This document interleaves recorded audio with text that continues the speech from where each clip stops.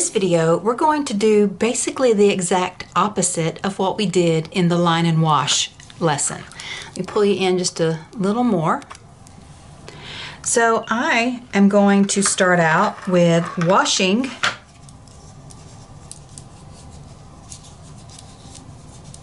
my watercolor paper with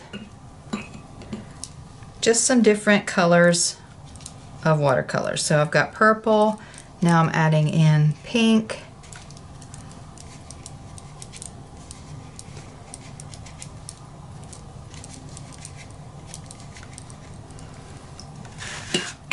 and let's add in some turquoise. So I'm washing it really quickly, which means I've got a lot more water on my brush.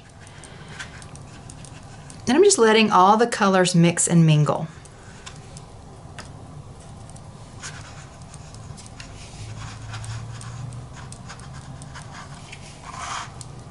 Let's add some more over here. I'm going to press this down because my watercolor paper likes to bow up on me when it gets lots of water on it.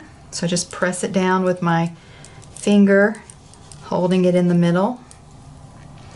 Now I want to add in a little bit of green. I know I say not to let your pinks and your greens mix. We're breaking rules today. As Picasso says, learn the rules like a artist so you can break them like a pro. Or is it learn the rules like a pro so that you can break them like an artist? I think it's that one. Either way, we're breaking rules. Okay, and the reason I'm getting this green in here is because when this dries, we're going to come in and we're going to find shapes. I'm probably going to try to find flowers.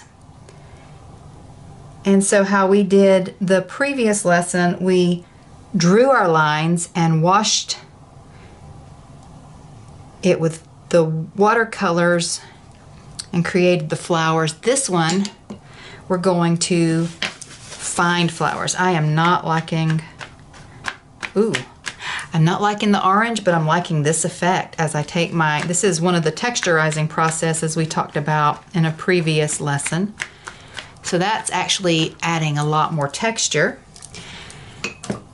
I do want yellow and not orange. So we're pretending for this lesson that this will be some sort of flower garden.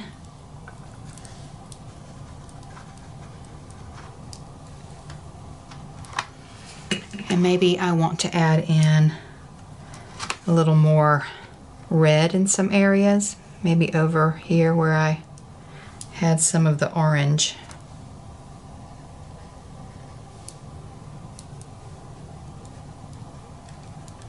You see, I'm just dabbing it on, washing on my colors. No rhyme or reason, but I do want to make sure that I have a little bit of all the colors and just a dab more of the green in here, because we're going to want some leaves. And you see it's bowing up, so these colors are going to run. I will dab up a little bit of that, but not all of it. And we're going to let it dry, and then we will be back to add our line work. Okay, so our watercolors have dried. Let me just wipe up the table here. I'm going to move our watercolor tray aside.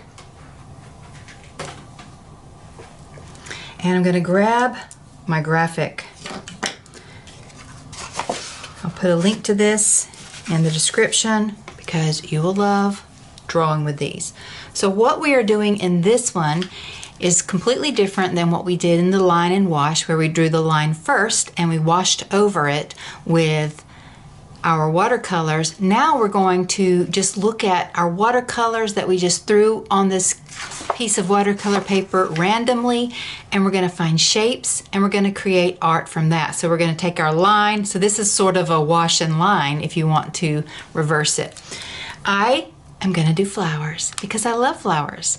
If you don't love flowers, you don't have to do flowers. You can find shapes of pigs or gophers or fish or insects, just whatever. It doesn't have to be even from nature. You could do geometric shapes.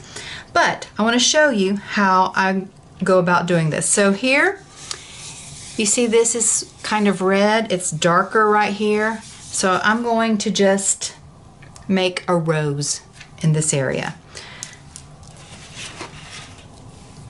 So let's start. I like to have my rose center be the darkest. I will pull you in just a wee bit more so that you can see. So we'd make that our center, and then I just start doing rose petals. Just in a circular or spiral manner, and I'm making my petals look a little wavy. I do roses in so many different ways, but this time they're going to have wavy petals.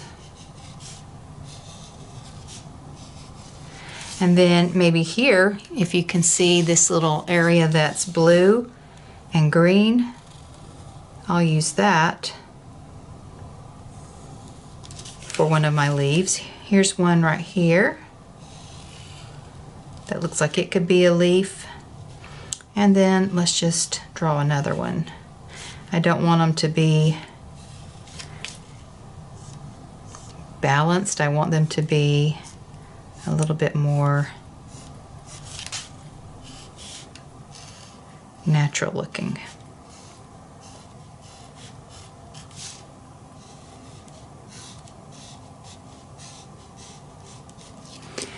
All right, so that's one.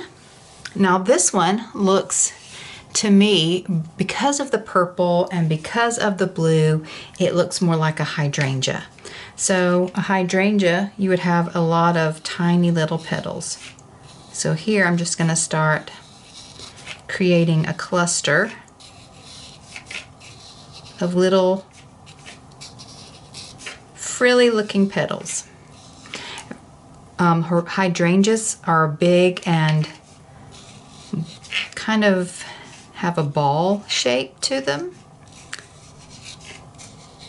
So you do want to try to keep it in the shape of whatever you're drawing.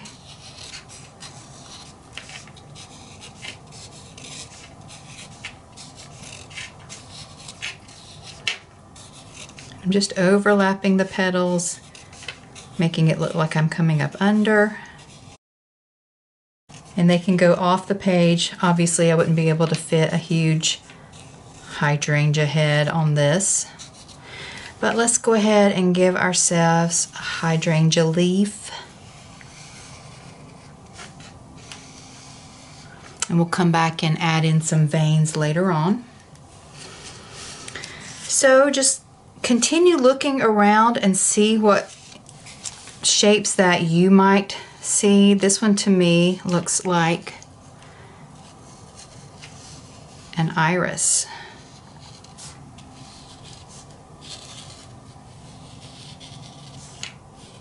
You see this? Irises have the standards and then they have the falls of their petals. So these look like the standards, whereas right here looks kind of like a fall. And then of course you've got to have the center showing up in here somewhere.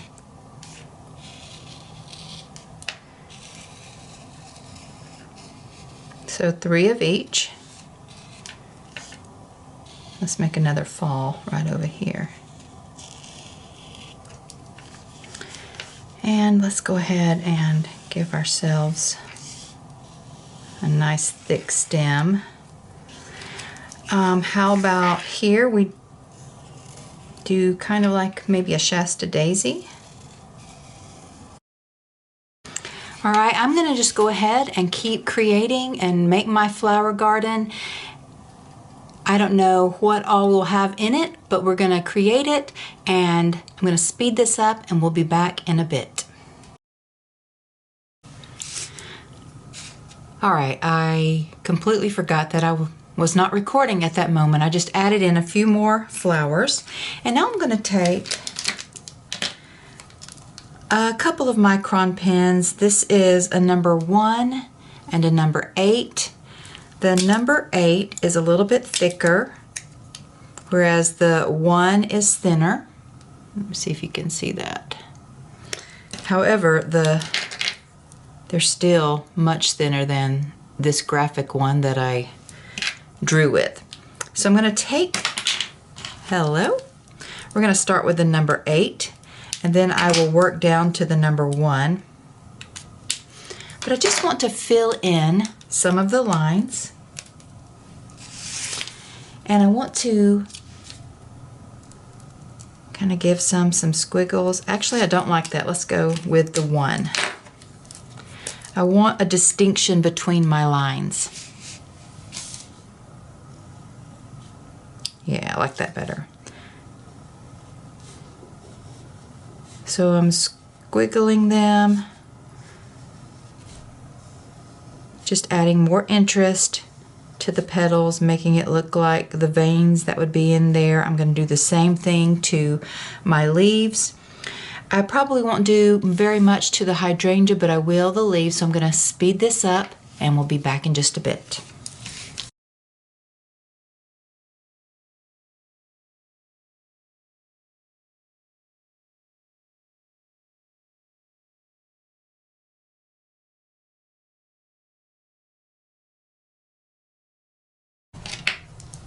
All right, so after you have done the initial thick lines and then some thinner lines, just you could bring your thickest pen back in and just add a little bit more dimension. The thicker lines just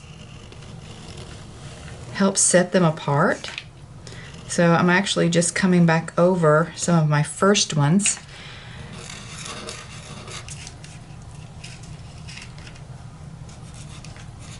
Just adding a little bit more detail.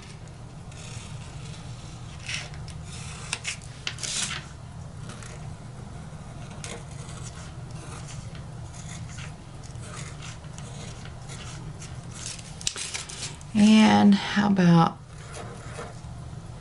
if you notice, I don't know if you noticed that I added in some little dots inside the center of this petal, of this flower. And then you can just keep adding. You could cover the entire area. So this is just an example of, instead of doing the line with the wash over it, this is the wash and creating lines, your own shapes, whatever patterns you desire.